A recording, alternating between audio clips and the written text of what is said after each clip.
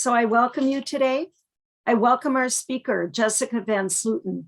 We're thrilled to have her with us. She has been a friend of the fellowship for a long time. She has spoken to us in the past, and we appreciate you being with us, Jessica. Dr. Van Slooten teaches at the University of Green Bay in Manitowoc. She teaches American literature, women writers, composition, creative writing, and gender study classes. She likes to read. She's a baker. She's a yogi. She's a Lake Michigan lover. She's a dog mom. She is a friend to the fellowship. So we are pleased to have you with us this morning, Jessica. Thank you. Our topic today couldn't be more timely. Co-creating communities of care and well-being in challenging times. And she will share with us her insight on that. And Jessica will start today with our reading called Kindness. Thank you, Jessica. Yes, today's reading is a poem by Naomi Shihab Nye, and the poem is called Kindness. Before you know what kindness really is, you must lose things. Feel the future dissolve in a moment, like salt in a weakened broth. What you held in your hand, what you counted and carefully saved, all this must go, so you know how desolate the landscape can be between the regions of kindness. How you ride and ride, thinking the bus will never stop. The passengers eating maize and chicken will stare out the window forever. Before you learn the tender gravity of kindness, you must travel where the Indian in a white poncho lies dead by the side of the road. You must see how this could be you, how he too was someone who journeyed through the night with plans and the simple breath that kept him alive. Before you know kindness as the deepest thing inside, you must know sorrow as the other deepest thing. You must wake up with sorrow. You must speak to it till your voice catches the thread of all sorrows and you see the size of the cloth. Then it is only kindness that makes sense anymore, only kindness that ties your shoes and sends you out into the day to gaze at bread, only kindness that raises its head from the crowd of the world to say, "It is I you have been looking for," and then goes with you everywhere like a shadow or a friend. So I love this poem because I think it speaks to the way that sorrow and grief can shape our lives and how we can have a deeper appreciation of kindness. And that kind of connects to my talk today.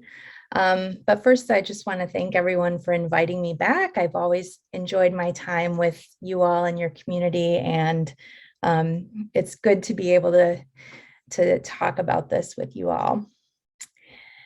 So when I heard the December theme of opening up to joy, I was trying to think about what I wanted to talk about. And first thing that came to mind was romance novels because they open us up to joy, but I've talked about that before. So I wanted to do something a little different and talk about some of the ways that I've tried to prioritize kindness and joy and well-being in my teaching, especially during the pandemic. So I'll give you a little bit of background. I was fortunate enough in March of 2020 to be on sabbatical when the pandemic hit. And so my colleagues had to move from teaching mostly all in person to, scrambling to get their classes remote within a week. I did not have to do that because I was on this research sabbatical. And so that meant when fall of 2020 came around that I had to figure out how I was going to teach during the pandemic, right? So I had the benefit of time, I guess, to really think about how I wanted to approach that and wasn't having to be so reactive. So I decided to try and use that and come up with some strategies.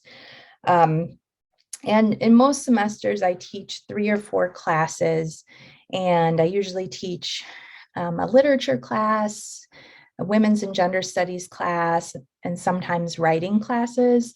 So I'm also thinking about how do I teach these different subjects, right, and adapt them to this online format. So I really sat down in the summer of 2020 and thought, like, what I've done before is probably not going to work the same way. So I need to think through things a little bit differently. And I decided to start by prioritizing certain values, right? Like what was most important to me about the teaching and learning experience of my classes starting in fall of 2020? And what did I most want to give to my students? And the two things that I came up with were communication and feedback. And I wanted to be able to be really responsive and timely, right? There's a lot of research that tells us that feedback is really powerful for students, but if they don't get it in a timely fashion, it's not going to necessarily be as effective for their learning. So that meant that I needed to actually decrease the workload because I was looking at having about 140 students total across these classes. So how would I be able to give them all feedback in a timely fashion and be present for them, right? And communicate? Well, I would have to cut back on my workload for both the students and myself. So I worked on that. I thought about different ways to connect because my classes were all going to be asynchronous online. So unlike what we're doing today, where we can see each other and talk, I would create a class on our website and students would just go through and access the materials and complete assignments on their own at their own time that's convenient for them. So that can make it a little more challenging to feel like you're really connected to a community. So I decided to do a number of things to help create connection. So every week I would make a video, just kind of an informal video where I would talk about what we were learning. I would remind them about assignments. Sometimes I would talk about current events if they connected to our class. It was really just a way for them to feel like I was there in the moment, rather than something I had scripted and prepared without even kind of knowing them, right? I also prioritize giving them feedback and comments on most of the work that they turned in for the class and doing that in as timely of a fashion as possible. I created drop-in hours so students could have appointments and we could live chat, video, audio meetings, just whatever format worked for them.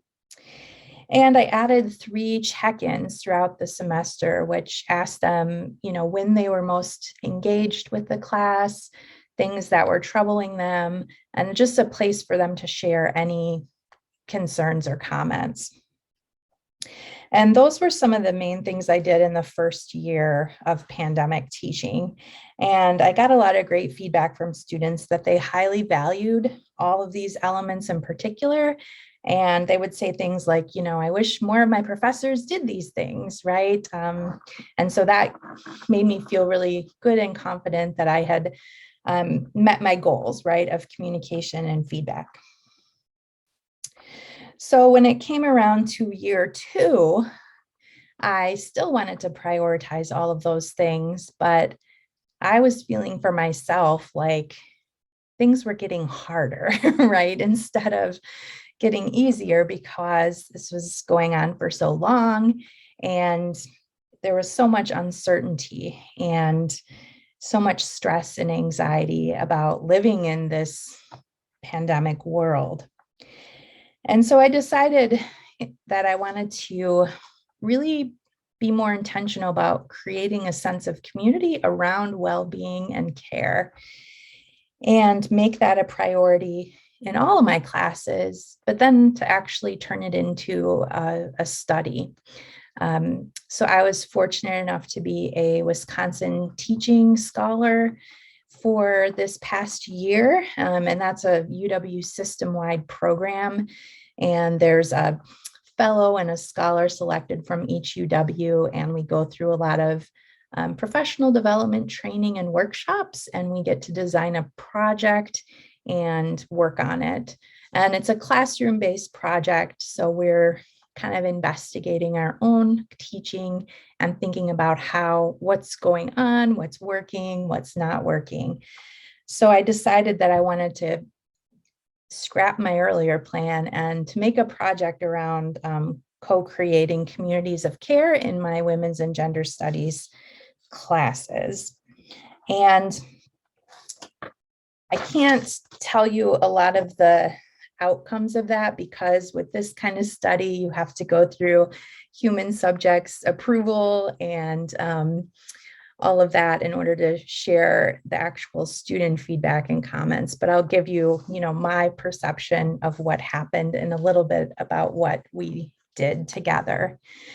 And so what I decided was that in my women's and gender studies classes, and I was teaching 2 of them this semester, still online, asynchronous, that I wanted to actually make well-being content in our class. So we would start the semester by actually learning about well-being and sharing some things that were meaningful to each of us. And so I created I call them lectures, but they're like a written out, I guess you could say a written lecture that has links to other resources, a video that I made talking about the topic, and then a discussion board that after they read through that material and watched the video, they would answer a prompt that asked them, what policies and practices can help support your well-being in this class? So kind of like, what could I do? And then what kind of strategies do you use for yourself for your well-being? And some of the things that I gave them in that lecture to set them up to answer that question included an article from Psychology Today on what is well-being. And I really liked that because it talked about 5 different kinds of well-being: emotional, physical, social, workplace, and societal. And I felt like that was a great framework because otherwise we'd all have our own ideas, right, of what well-being is and probably be limited, right? I know that I tend to think probably emotional well-being is the main thing that I focus on, but this article helped us see how these pieces were all connected to each other. And one of the big takeaways from this article is that having what we call a growth mindset, or the idea that we can learn and change and grow in these areas, can help us improve our well-being. Some other things that I shared with students that I want to share with you all are a few quotes from others that helped me think about this topic of well-being in the classroom. There is a professor, Catherine J. Denial, who writes about a pedagogy of kindness. And she says, I am committed more than ever to a pedagogy that asks how power manifests in our bodies, in our homes, in our workplaces, and in our communities. How does power or its lack determine the spaces we comfortably occupy and the spaces in which our humanity is denied? I'm committed to a pedagogy that prioritizes kindness as a tool that is as vital to our teaching as any well thought out lesson plan and carefully constructed final. And I really liked this quote because it focused on our full humanity. And that was part of what I was trying to get at, right? Just thinking about my experience in the pandemic, I wanted to be able to bring my whole self to my teaching and my connections with the students, and to acknowledge the toll that this experience had taken on us, and that processing all of that makes it really hard to learn, right? And so what can we do to kind of still move forward while also honoring that? I was also inspired by feminist scholar and teacher Bell Hooks, who says that Teachers must be actively committed to a process of self-actualization that promotes their own well-being if they are to teach in a manner that empowers students. And so I felt inspired by that as well, because I saw that how I was doing was deeply intertwined with how my students were doing and vice versa, right? And so if I could design classes that were going to set me up for success and not being overwhelmed, then chances are that would be a similar experience for the students. And then finally, I was inspired by the writer Mia Birdsong, who talks a lot about community and building community. And she says, we have a responsibility to each other to ask for help when we need it. Instead of listening to the fictitious lone wolf in us, we must listen to the wolf in the pack and tap into the impulse that moves us to co-create opportunities for mutuality, opportunities to care for and be there for one another. And so I shared all of those quotes in my lecture for my students because I wanted them to see that we really were going to try and build a sense of community that was grounded in caring for ourselves and for others. And that this was actually linked to particularly these classes in women's and gender studies in our field of study, right? Which is kind of a feminist stance on literature, pop culture, etc. Right? So it was a way of doing the things that we were also reading about. So I'll just share a few things that I did to try and create this community. I already mentioned that I really reduced the workload that students would have to complete. Another thing I did is I really amped up the flexibility. For example, in the past, I had some conditions on when students could turn in late work and what that would look like. And I just got rid of that and said, you know, you can turn in almost any assignment up until the last day of class for full credit. And there, you know, there's no conditions like you must submit this documentation or you have to talk to me in this time frame, right? Which is something that I used to do. And I just made that sort of the policy. And I know a lot of my colleagues and even myself, I was worried like, well, no one's going to turn anything in on time ever then. But actually, guess what? That wasn't the case, right? Every assignment still had a due date. And the vast majority of students meet those due dates. And it's the people who need the flexibility because of their workload, because of their childcare, because they're sick, because they are struggling with mental health issues. They're moving, they're having housing issues. All of these kinds of things were happening. And that flexibility allowed students to still be able to learn and complete the class, right? And feel like they were going to be supported. Another thing that I really did was applied what I learned from some workshops on universal design for learning. And this is a framework for course design that is initially about like accessibility and making sure that all students can access your courses, particularly students with disabilities, but a recognition that there are things that we can do that are going to help many students, not only those with disability accommodations. And so some of the key tenets of that are that we provide students multiple ways to learn material, right? So maybe instead of just having a textbook, we also have videos or short articles that talk about something, right? And multiple ways of showing their learning, right? So instead of just writing a paper, what if a student could respond in an audio or video, right? What if they could make a work of art? All different kinds of possibilities. And so I integrated those into my class as well for many assignments. And then for some that I hadn't, students who were struggling reached out and said, I just don't have the bandwidth to write a paper right now, but I could talk to you about this topic. Can we do it that way? Sure, right? If the goal is to show caring for other people and to focus on what people are learning, then does it necessarily matter if it's in a particular format, right? So that was a radical kind of shift in my teaching. I kept on this communication, feedback, and check-ins with students, and that worked really well, both in the formal process and every couple of weeks, I would just look and see who hasn't been turning things in and send them an email, just checking in. And students would often write back and tell me why they were overwhelmed and appreciate my prompt and then get back on track.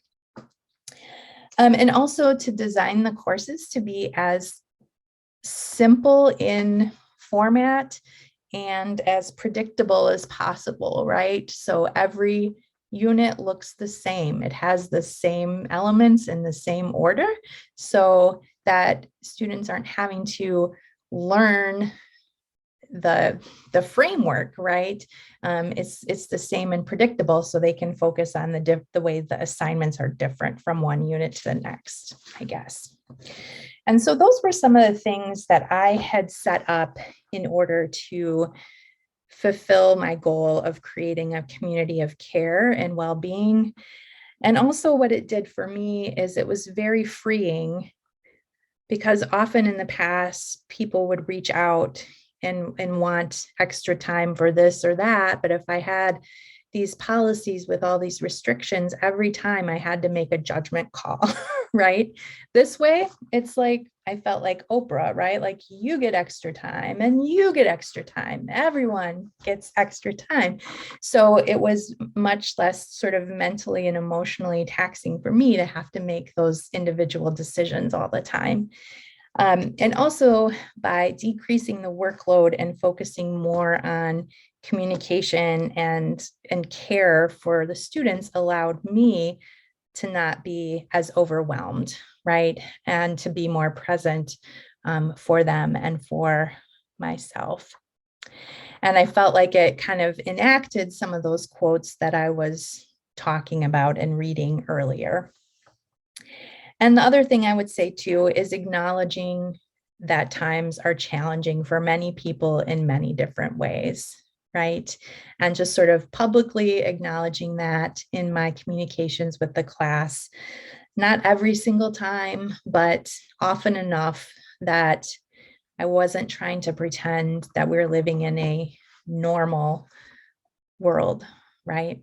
And people appreciated that. And I know I appreciated it, because sometimes I feel like people want us to think we are in a place that we are not, right? And so, like I said, I can't share a lot of detailed examples from the students because of the nature of my project, but I can tell you that the initial feedback is overwhelmingly positive. Students appreciate the flexibility. They've told me that they appreciate how much our class seems like a community, even though it's asynchronous online, and that they appreciate being treated like full humans with challenging and complicated lives and other classes besides my own. And so all of that makes me feel like this has been a really worthwhile project, and that in some ways the pandemic has been, I don't want to say a blessing, because that is really not the right word, but there has been some good that has come out of it in terms of helping me rethink my role as a teacher and how I want to be present for students. So I'd be happy to answer any questions that people have. Thank you so much, Jessica. That was really interesting. Congratulations, by the way, on being a Wisconsin teaching scholar. That is quite the honor, and only with a lot of hard work. I think acknowledging the toll that this pandemic has had on the educators that are out there trying to hold all this together, as well as the students who are trying to continue their way through this process. Your research sounds intriguing, and communities of care when we can't even be together. What a challenge that is, but you've really come up with some wonderful ways of doing that. Do we have some comments or people that would like to talk to Jessica, make a comment on any of this? Please feel free. Kathy Fishbeck? Thank you very much, Jessica. That was very interesting. Because I come at it from a different perspective or a different discipline, how did your colleagues who taught, let's say, beginning chemistry, where what they take in the next semester of organic chemistry is dependent on, how could they do something like that, where there's a certain body of knowledge that really has to be assimilated in order for them to move on? Yeah, I think that's a great question. And I think one of the things I didn't talk about is that I design my classes using what's called threshold concepts. And that's an idea that every discipline has key content and concepts and skills that are essential for students to learn if they're going to be successful in whatever that field is, right? Chemistry, English, etc. And so what happens if we really think about teaching students in that way and we organize our classes around those concepts and skills, right? Are there ways that we can cut down on content and have different kinds of learning activities, right? Different ways for students to engage with the material. So I know some of my colleagues in the sciences are working on things like that. But I do also know that there are certain fields, right, that have a very content heavy and kind of strict sequencing of courses, right? And so, I mean, my philosophy long-term would be like, maybe that we need to rethink that whole thing, right? But I know that in small ways, my colleagues are trying to make some of these interventions in those classes as well.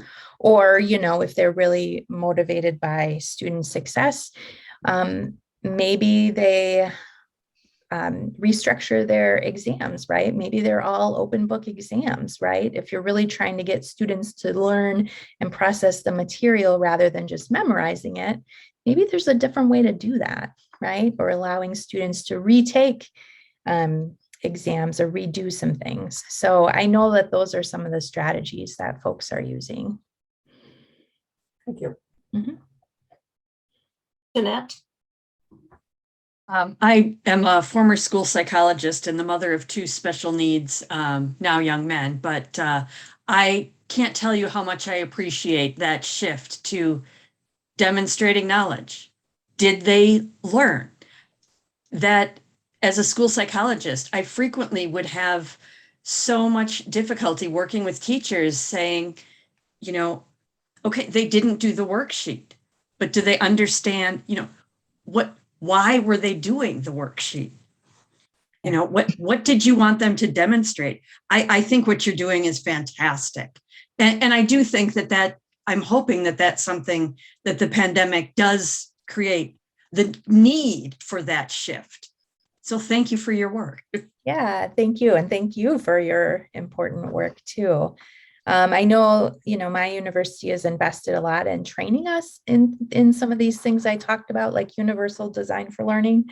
And the people who've gone through the program, like, right, it's revolutionized our teaching and right, it's making a big difference for students who otherwise might seem like they're not being successful, but they really are.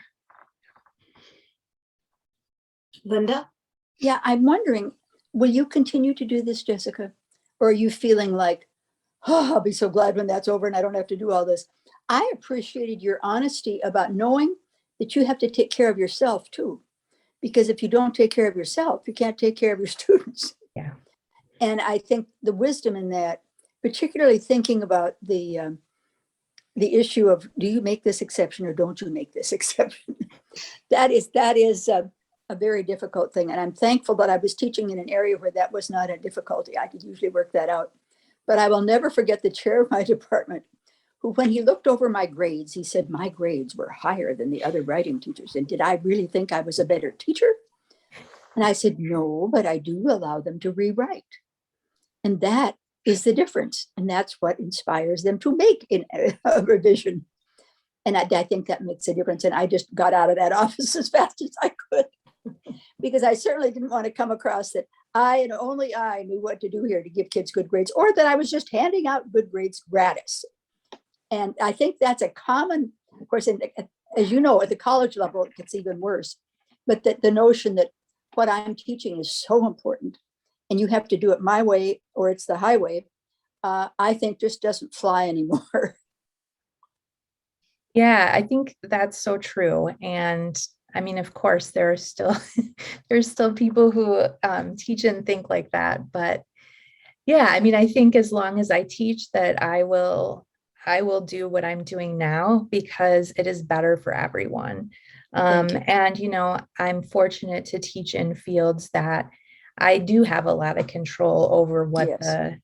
the amount of content is, right? And, you know, there's another really interesting movement in higher education pedagogy around ungrading. And so a lot of people are trying that. What happens if we shift the focus from grades to learning and do more student self-assessment?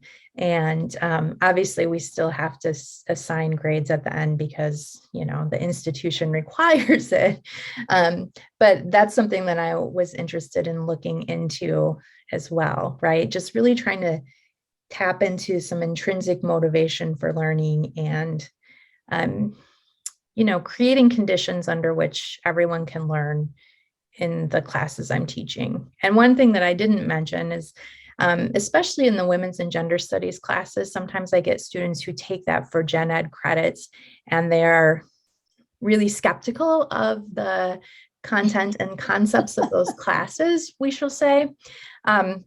But I've also, you know, sort of tweaked some of these strategies and made it about learning the concepts, not believing the ideas. And I've had a number of those students be like, wow, I learned something new about how to see the world instead of just being, you know, completely resistant. So I think there's a lot of possibility when you open up the space and also when you try to engage with the full human before you, right? Did you ever have to deal with students who said, this isn't right? My mother would not like the way you're doing this, or my father would not like the way you're doing this. Did you ever get that kind of response? Oh, yeah. I mean, I've had students who were really resistant. I